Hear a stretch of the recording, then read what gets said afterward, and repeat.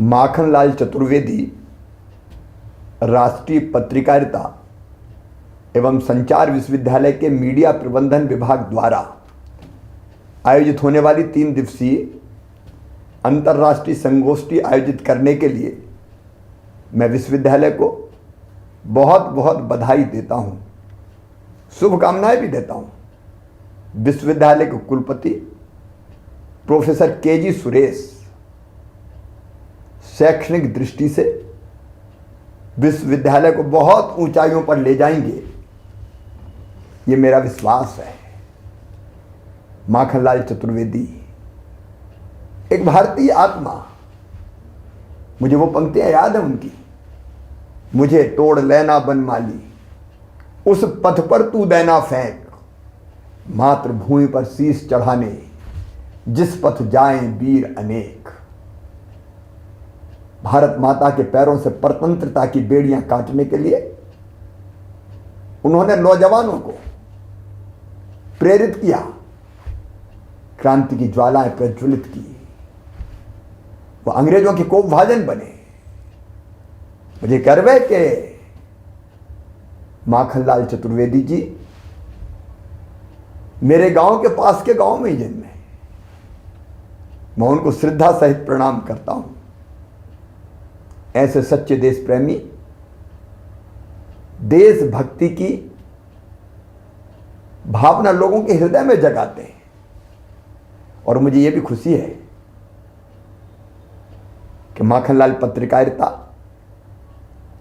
विश्वविद्यालय से निकले जो छात्र छात्राएं हैं,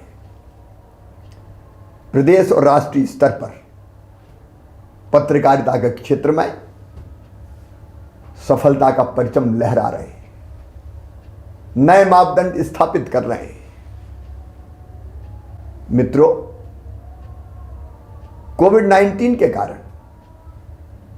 एक तरफ देश और दुनिया के सामने जहां कई समस्याएं पैदा हुई, वहीं इन समस्याओं से निपटने के लिए हमने कई सबक भी सीखे। प्रधानमंत्री जी हमेशा कहते हैं, आपदा को अवसर का रूप दे दें, अवसर में बदल दें। इस दौरान एक बड़ी क्रांति ऑनलाइन के क्षेत्र में भी हुई है। शुरू में भले लोगों ने इसे मजबूरी से स्वीकार किया हो, लेकिन मैं तो खुद गवाह हूं। कोरोना काल में, कोविड काल में लगातार ऑनलाइन समाज के हर वर्गों से हम संवाद स्थापित करते रहे, उनकी समस्याओं का समाधान ऑनलाइन ही ढूंढते रहे। स्वयं मैं जब कोरोना से पीड़ित था तो अस्पताल में बैठ के ऑनलाइन ही मैं सरकारी कामकाज करता रहा। ऑनलाइन से कोविड काल में भी जनता की समस्या हमने समझी भी, उनका समाधान भी निकाला और कोरोना का सफलतापूर्वक मुकाबला भी किया। आज सोशल मीडिया के प्लेटफॉर्म के द्वारा देश एवं प्रदेश में, इन्हीं दूर दराज के ग्रामीण क्षेत्रों में भी डिजिटल मीडिया की स्वीकार्यता बढ़ी है। डिजिटल क्रांति की दिशा में केंद्र और राज्य सरकारों द्वारा विभिन्न प्रयास किए जा रहे हैं।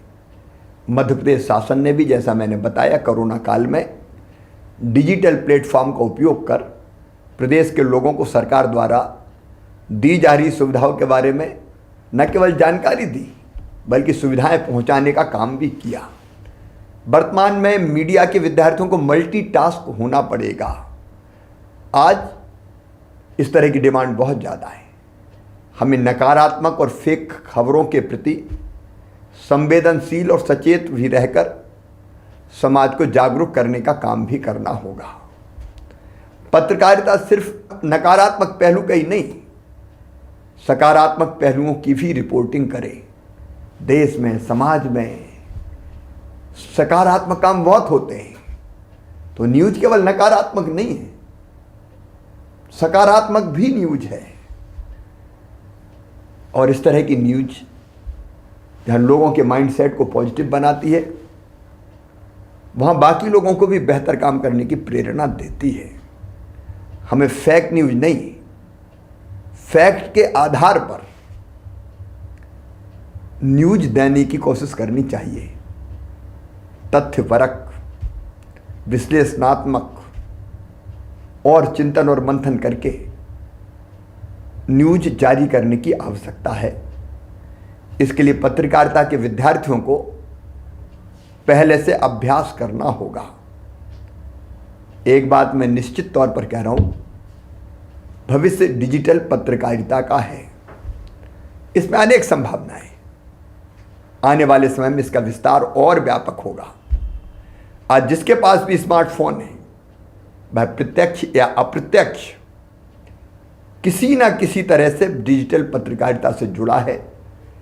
YouTube channel, Facebook journalism, Google news, vlog जैसे अनेकों प्लेटफॉर्म हैं जिसके माध्यम से पत्रकारिता के क्षेत्र में हम बेहतर काम कर सकते हैं।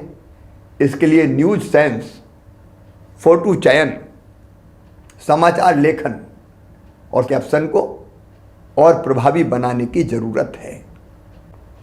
अभी हाल ही में एक उदाहरण आया।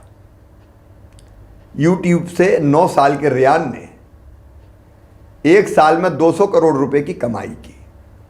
रेयान अपने यूट्यूब चैनल पर खिलौनों का रिव्यू करते हुए अपने वीडियो अपलोड करता है। इंटरनेट की दुनिया में अफवाह जंगल में आग की तरह फैलती है। जब तक खबरों की पुष्टि होती है तब तक बात बहुत आगे बढ़ जाती है। ये अफवाहें डिजिटल मीडिया में बहुत तेजी से चल रही है। इसे रोकने के लिए पत्रकारिता के साथ डिजिटल तकनीकी से भी लोगों को जागरूक करने की जरूरत है। समाज और राष्ट्र के निर्माण में मीडिया का, पत्रकार का एक अहम योगदान होता है।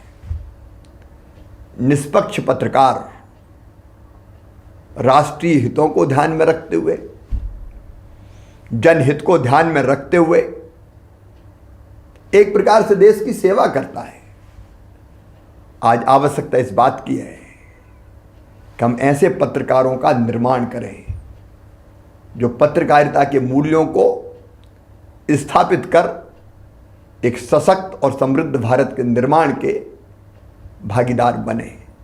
मैं आशा करता हूं कि 3 दिवसीय आयोजन में अच्छे और गुणवत्तापूर्ण शोध पत्र प्राप्त होंगे और विश्वविद्यालय इस दिशा में नीति निर्माण में मुख्य भूमिका में अपनी उपस्थिति दर्ज कराएगा।